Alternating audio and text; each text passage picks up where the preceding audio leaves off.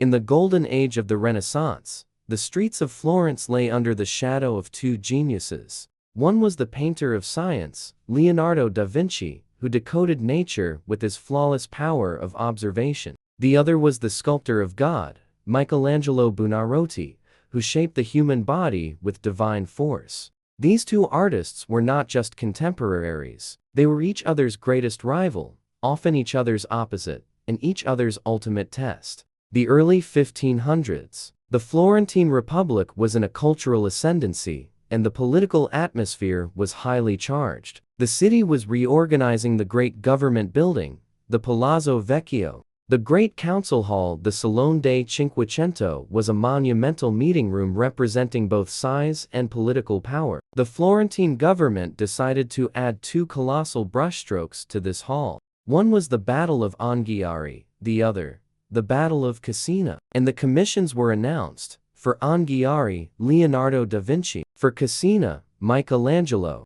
This was not just two commissions. It was the most soundly documented comparison in art history. The same subject, the same space, the same era. Signed by two different geniuses, working in the same building at the same time fueled this rivalry the most. Leonardo was a master nearing 50, while Michelangelo was a rapidly rising star, only 25 years old. And from the very first day, they managed to get under each other's skin. Michelangelo scorned Leonardo as the man who never finishes. Leonardo, in turn, saw Michelangelo as crude, vulgar, and working with brute force. These words are explicitly recorded by contemporary historians Vasari and Condivi. Leonardo was elegant, patient, sharp-witted, social, and had almost superhuman observational power. He would spend hours perfecting the shadow distribution of a single facial expression. Michelangelo was the exact opposite. Introverted, harsh, fiercely intelligent, often rude, yet incredibly disciplined. Every work he finished was a challenge. For Leonardo, painting was the work of the mind. Light, shadow, atmosphere, the mood of a face, the psychology of a gaze. He would say, "Nature is perfect. Our duty is to read it correctly." Michelangelo, however, viewed the human body as a sacred form. Muscles, bones, massive postures, everything had to convey power, divine energy. To him, art was a way of competing with God. Both artists revolutionized mural painting with the preliminary drawings they prepared for the wall panels.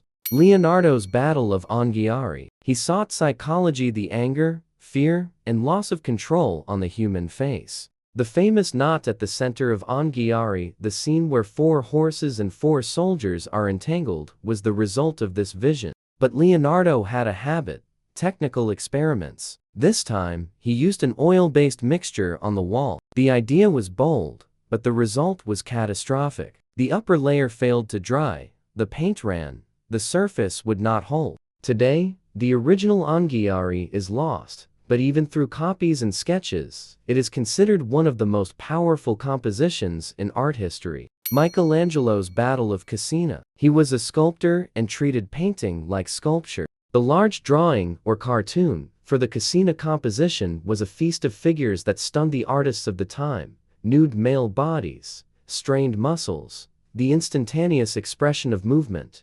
Michelangelo transformed that moment into a dramatic storm of muscle. The cartoon was so influential that young artists secretly tried to copy the drawings in the workshops. But here is the irony: Cascina also remained unfinished. Michelangelo was summoned to Rome, where Pope Julius II entrusted him with the most famous ceiling in history, the Sistine Chapel. Both wall paintings were incomplete, but their preparatory drawings transformed Renaissance art. Young painters of the era lined up just to see these two monumental cartoons. The exchanges between the two were personally recorded by the historians of the time. One day, Michelangelo mocked Leonardo's perpetually unfinished great horse sculpture project. Leonardo's response was brutal: "You should first learn to finish the things you start." Michelangelo never forgot that. On another occasion, while Leonardo and some scholars discussed Dante, Michelangelo walked by and remarked, "You all talk about the works you cannot finish. Leave Dante to those who know him," and the tension was the talk of Florence for days. Leonardo, observer, scientific, focused on psychological expression, revolutionary in light, shadow movement, and facial expressions. Michelangelo, sculptor souled, passionate about the body ideal, powerful figures, muscular anatomies, worked with the belief that the body is God's miracle. Leonardo revealed the inner world of man. Michelangelo revealed man's power. Two geniuses of the same age, two different answers to the question, what is human? Anghiari and Cascina may have been unfinished, but their impact was greater than a completed fresco. Leonardo's compositional studies laid the foundation for Baroque painting. Michelangelo's understanding of the figure extended from mannerism to modern sculptural concepts. When the Pope gave Michelangelo the task of painting the Sistine Chapel ceiling in 1508, he initially resisted, arguing he was not a painter, but he accepted, because this was the most powerful answer he could give to Leonardo. He worked alone for 4 years, 500 square meters of ceiling, hundreds of figures, 20 hours a day, hunched over, and the result was a masterpiece that presented the human body as a divine manifesto. The creation of Adam, the deluge, the prophets. Every single figure was Michelangelo's signature. Art is power. Leonardo worked on the Mona Lisa for years. The misty softness of the light, the ambiguity of the gaze, an expression timeless, one created with the mind. Michelangelo's Pietà is a miracle bursting from the marble. The young virgin's quiet grief, the elegant form of Christ, the other with the soul. Leonardo died in France in 1519 under the patronage of the king. He left behind notebooks, diagrams, unfinished projects. Leonardo was remembered as the symbol of intellect.